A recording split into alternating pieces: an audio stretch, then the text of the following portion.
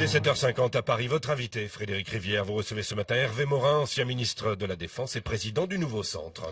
Bonjour Hervé Morin. Bonjour Frédéric Rivière. Et justement, c'est à l'ancien ministre de la Défense que ma première question s'adresse. L'assassinat de nos deux collègues de RFI a été revendiqué par AQMI hier, en réponse, dit le communiqué, aux crimes commis par la France au Mali. Est-ce que cette revendication vous paraît crédible, sérieuse ? Elle l'est probablement. Depuis le début, je dis qu'il n'est pas dans l'habitude des mouvements Touareg qui, eux aussi, se sont livrés parfois à des prises d'otages de procédés de la sorte. Et donc, moi, je cherche la construction de cet assassinat. Et je n'arrive pas à ne pas faire un lien avec la libération de nos compatriotes la semaine précédente. Je pense qu'il doit y avoir dans tout ça un certain nombre de ramifications qu'on apprendra probablement avec le temps. Mais pour moi, il y a probablement un lien entre ces deux événements. Dans sa revendication, AQMI explique que l'assassinat des deux journalistes constitue, je cite, le minimum de la facture que le président français François Hollande et son peuple doivent payer en contrepartie de leur nouvelle croisade au Mali. Est-ce qu'il faut s'attendre à de nouvelles actions terroristes contre la France ou des Français ? J'ai dit au début deux choses. J'ai soutenu l'intervention française avec des réserves. Avec des réserves et en disant deux choses. La première, je disais que François Hollande se trompait quand il expliquait que nous étions là pour éradiquer le terrorisme, parce que éradiquer le terrorisme, ça n'existe pas. Il s'agit de groupes mobiles, il s'agit de groupes qui sont capables d'aller de l'Est à l'Ouest de l'Afrique, et donc, en clair, c'est comme une fourmilière, vous mettez un coup de pied dans la fourmi, les fourmis quittent la fourmilière, vont un peu plus loin, mais reviennent. Et donc, très clairement, derrière tout ça, il y a un vrai sujet de fond. C'est bien entendu de construire un dialogue politique qui permet de régler cette question centrale. Comment construit-on une vie politique au Mali qui aborde la question Touareg ? Mais si on ne peut pas éradiquer les mouvements radicaux, qu'est-ce qu'on fait ? On compose avec alors ? Laissez-moi finir. Ouais. Et donc le second élément, la seconde chose que j'ai toujours dite, c'est que contrairement à ce que raconte le gouvernement, nous n'y sommes pas pour 6 mois. Nous y sommes pour des années.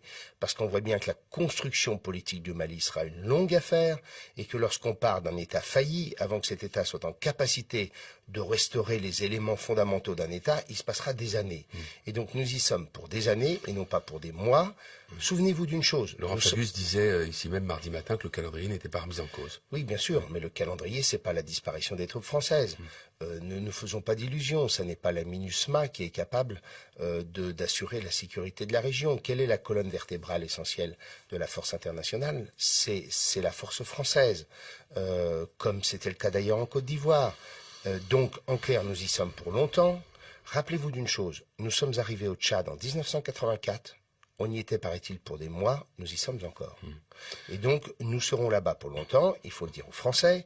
Et deuxièmement, nous n'y sommes pas pour éradiquer le terrorisme, nous y sommes pour participer à la reconstruction d'un pays qui sera en mesure ensuite d'assurer la sécurité de ses concitoyens et de lutter contre le terrorisme dans un cadre régional, parce que ça n'est pas qu'une question propre au Mali, malheureusement. La France devrait-elle, selon vous, et pourrait-elle rétablir l'ordre, sécuriser Kidal par la force en éliminant les groupes terroristes ?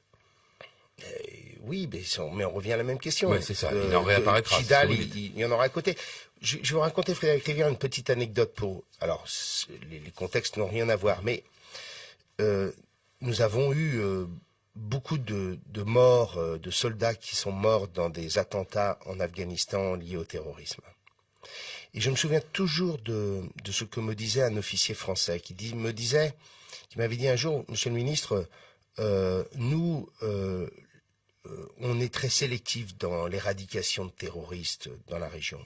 Ce qui me dit, quand vous éliminez un terroriste, il y en a 20 supplémentaires qui apparaissent. Parce que se construisent des idées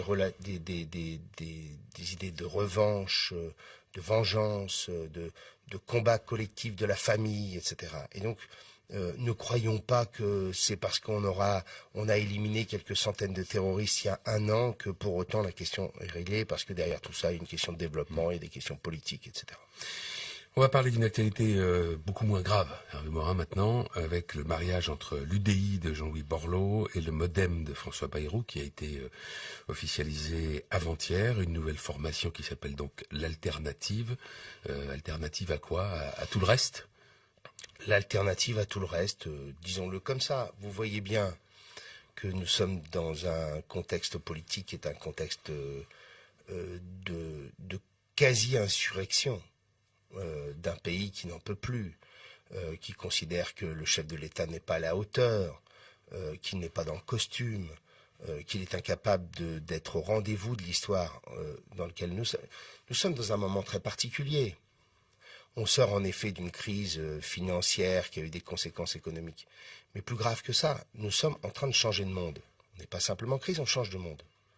Et ce changement de monde nous impose de revoir une partie de notre logiciel.